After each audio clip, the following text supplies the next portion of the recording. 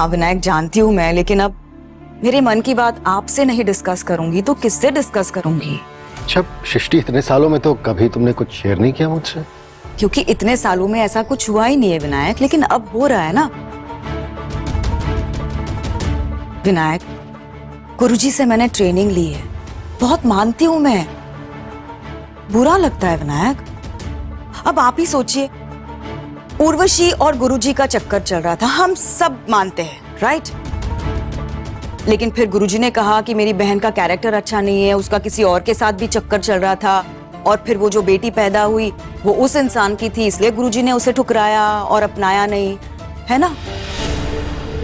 और इसीलिए तो मैं भी उर्वशी से गुस्सा थी।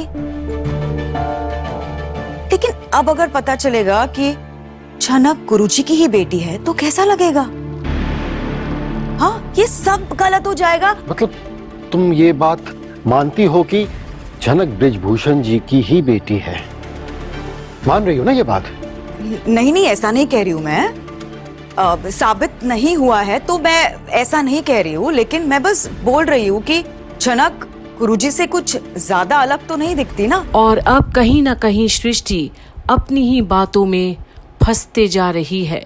बहुत कुछ बोल दी है वो बिना सोचे समझे। और वो जो उनके जुड़वा भाई आए, उनकी बेटी, वो भी तो एकदम हूबहू झनक जैसे दिखती है।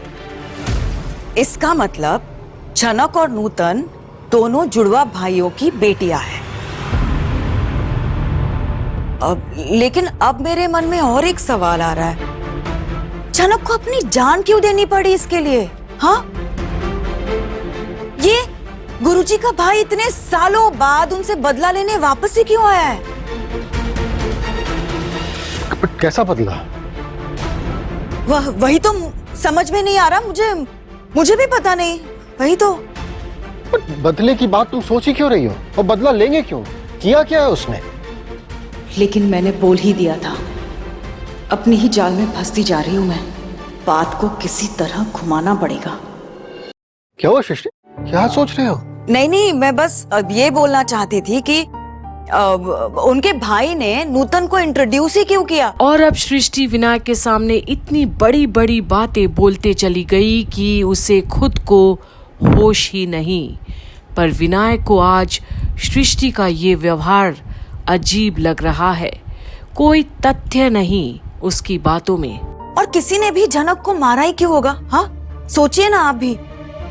ये तो प्रूव हो चुका है कि तेजस तो इस शहर में था ही नहीं, तो तेजस ने तो कुछ किया नहीं है। तो फिर बचे कौन? कुलभूषण ही, है ना? झनक का और कौन दुश्मन हो सकता है?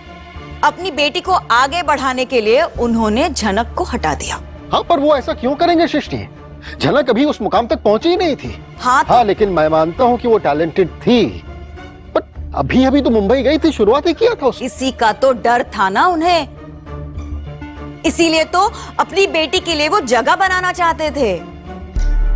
देखो सृष्टि, हम में से कोई नहीं जानता कि सच क्या है, लेकिन हाँ इतना यकीन है मुझे कि जो भी सच है वो एक ना एक दिन जरूर बाहर आएगा। और अब विनायक की ये छोटी सी बात से सृष्टि और भी हैरान हो जाती है। सारा सच सामने आएगा का क्या मतलब होगा? क्या विनायक को नहीं लगता कि वो सच बोल रही है? सच बाहर आएगा? I mean, सारा सच? हाँ, सच कभी छुपाया नहीं जा सकता। सृष्टि, सच को कोई भी दफन करके नहीं रख सकता है। सच में इतनी ताकत होती है कि अपने बलबूते पे वो बाहर आ जाता है। झनक को किसने मारा, वो सच भी बाहर आएगा। नूतन को उस आदमी ने सबके सामने क्यों पेश किया, वो भी सच बाहर आएगा।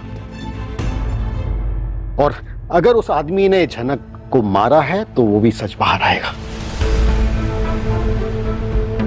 और क्या ब्रिजभूषण को सच में उर्वशी पे शक था, या फिर उसे अपनी जिंदगी से दूर करने का कोई बहाना था?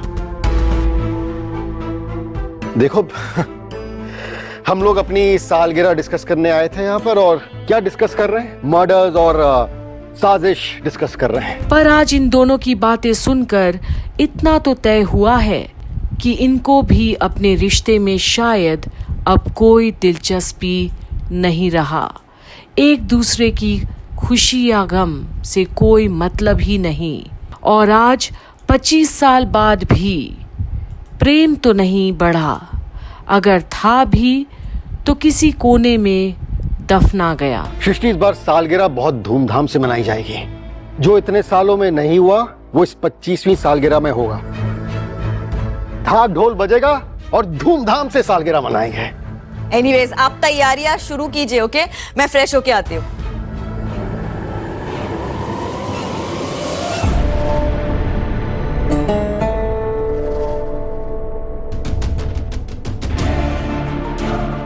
इनकी बातें सुनकर अजीब क्यों लग रहा है? क्या ये अंदर से बदल चुके हैं?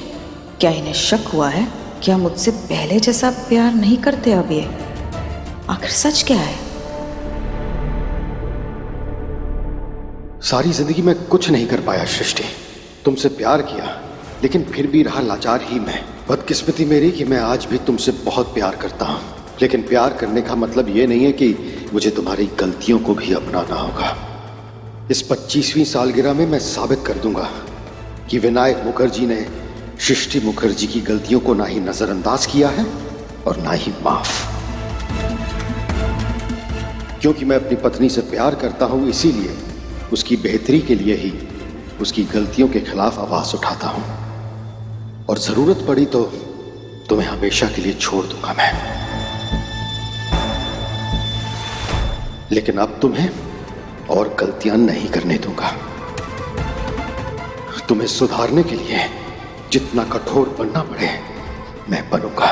और आज वो रिश्तों में दरारें साफ नजर आने लगे हैं, जिनको कुरेद कर कभी साफ करने का भी नहीं सोचा था सृष्टि ने। बस धुंधले से चश्मे से खुद भी देखती रही जिंदगी को और ये सोच बैठी कि सामने वाला भी उसी धुंधले चश्मे से देखना पसंद करेगा जिंदगी की हर एक पहलू को। 25 साल बाद भी एक घर नहीं बसा पाई सृष्टि उस इंसान के साथ जो उसे बेहद प्यार तो करता था, पर सृष्टि ने वो प्यार को भी तराजू में तोलना सही समझा, जिसका नतीजा आज है। पर आगे आखिर क्या होगा यहाँ, जहाँ सृष्टि और विनायक दोनों ही मुस्कुराकर बातें तो कर रहे हैं, पर मन एक दूसरे से हट चुका है। बने रहिए कंप्लीट बॉलीवुड पर आगे की हर एक अपडेट के लिए झनक की।